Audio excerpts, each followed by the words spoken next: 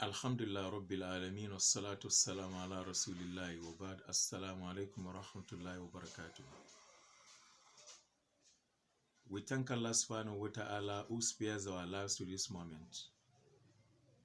The issue of Israel and Palestine is our major concern as Muslims, is our major concerns as human beings, and is our major concerns as people who feel a sympathy for others. Put yourselves in put yourself in the shoe of the Palestinians and then think how painful that situation would be. That is empathy. But we insist that Israel has no any sin.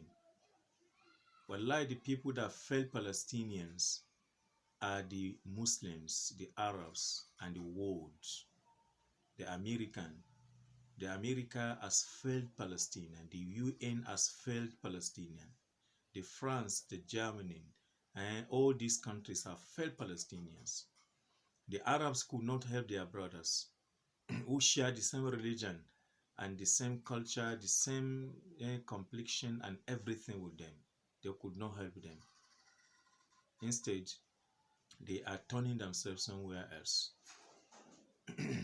So if we mind our businesses and we are up to date according to our responsibilities, I think Palestinians shouldn't be in that situation. Because the people that are supporting Israel and make them to continue with these atrocities which they are doing in Gaza, and particularly, if Palestinians will also have people that will support them, then it will be stopped definitely. Because these people just need to talk and that we are supporting Palestinians and we are ready to supply them with whatever it takes and to stop this nonsense. But our people have been taken away from something.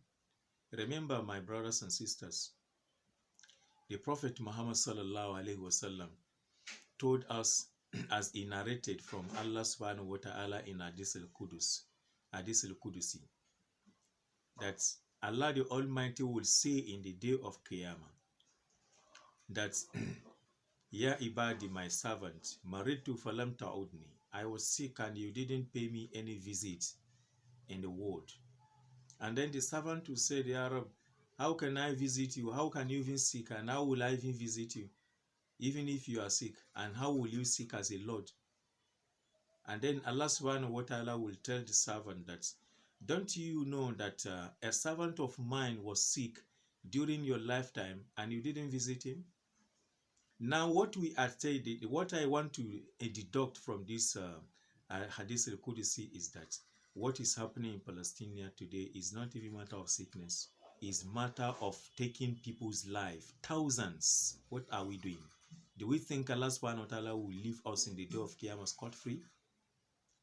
If a servant, a believer, will be sick in this world and you didn't pay him visit, your visit has nothing to do for him.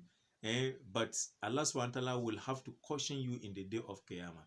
What about a servant that is been slaughtered, that is been attacked, that has been bombed? Children have been killed, women have been killed, hospitals have been bombed here and there, and we are not doing anything. We are just targeting ourselves to reach a position, Vision 2030, Vision 2034, Vision 20 Kaza, Vision 20 this and that, and we left our brothers and sisters in the hand of the enemies of Islam, enemies of Arabs, and enemies of humanity, and people that are senseless human beings, because I believe a sensible person cannot do that. If you are looking for Hamas, go and kill Hamas. Why killing civilians? How many Hamas have you killed? Do you even say them? But the major problem is from ourselves. Why do we fold our arms? Why our leaders fold their arms and be looking at these people doing all these kind of things in the Palestinian? So if Allah subhanahu wa ta'ala will ask you about a servant who was sick and you didn't pay him any visit, well, then what about a servant that was killed under your watch? A servant that was bombed under your watch? and you have that capacity to prevent it or to stop it, and you didn't do anything. You are just overtaken by worldly materials. You don't want to die, or you don't want and your vision to have any checkers, and that is why you leave your brothers, your sisters, and you leave humanity in the hand of these people are dealing with. But what I am very sure about is that this atrocity will not continue. One day Allah subhanahu wa ta'ala will intervene, and when Allah subhanahu wa ta'ala comes to intervene, it will be very bitter for Israel like that day. Israel, you better stop. These people are your brothers. They are your brothers and they are your sisters. Live in your country and let them live in their own country too. Don't look at them as enemies. Even if they have to look at somebody as enemies, it is you people that are enemies, because it is Israelite or Israeli that is committing any kind of calamity or causing any kind of calamity in that region. But we should mind ourselves as brothers and sisters and do the needful, because Allah subhanahu wa ta'ala will not leave us scot-free in the day of Qiyamah. Wallahi, Allah will ask you. If Allah will ask you about a servant that was sick and you didn't pay him visit, how about somebody that was killed under your watch? The Prophet sallallahu alaihi wasallam said, as I mentioned earlier, that yushiku an tada alaykum al-umam kama tada al-akalatu ala qasatiha. These companions were surprised that it is very close that some people will gather and will form a union and be fighting Muslims. That is what is happening now. Look at Israel, as small as Israel, as weak as Israel. It has formed alliance with some big countries and some people that they think that they can do or undo. And look at what is happening to Muslims. This is saying that there will be a time that, or the time is close, is close to you Muslims, where people, different nations will gather, will form a union, and will be killing you, just as people gathered when they want to eat together, maybe in dining table. When you see a dining table and dishes have been placed on it, you see people go around the table and everybody will be eating. That is how people will gather and be eating Muslims, killing them. This is what is happening today in Palestine, because what is happening in Palestine is the same thing. Allah subhanahu wa ta'ala will not leave us in the hand of the enemies until we leave our responsibilities. Let us assist our brothers and let us do them favor. What can we do? What can we do to favor these our brothers? One of the major things we should do as Muslims today is to create awareness for Muslims, because many Muslims today do not even have good orientation about the Palestinian people. They think that what is happening in Palestine is not of our concern. Maybe it is not in our region. Just as I heard a scholar saying some time ago that if we are the dwellers of the Kudus or Palestinian today, then we should be the victims of Israeli also. So what can we do? One of the major things I think we can do is to create awareness. Let us create awareness within ourselves that the issue of Israel and Palestine is our concern.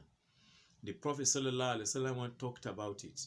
Sayyidina Umar took over Bait al-Muqdis, Salahuddin Ayyubi took over it. If it is not our concern, what was the concern of Umar and Salahuddin and other people? What if that place is not our major concern as Muslims? Why should Allah subhanahu wa ta'ala take Prophet sallallahu alaihi wasallam from Mecca to that place, and he led a lot of prophets in prayers before Allah subhanahu wa ta'ala could ascend him to the above seventh heaven to speak to him? If that particular place is not our concern as Muslims, then why should the Prophet Muhammad sallallahu alaihi wasallam mention it among the masajid that no one can travel to in the name of doing ibadah or worshiping except these three masajids, if it is not our concern?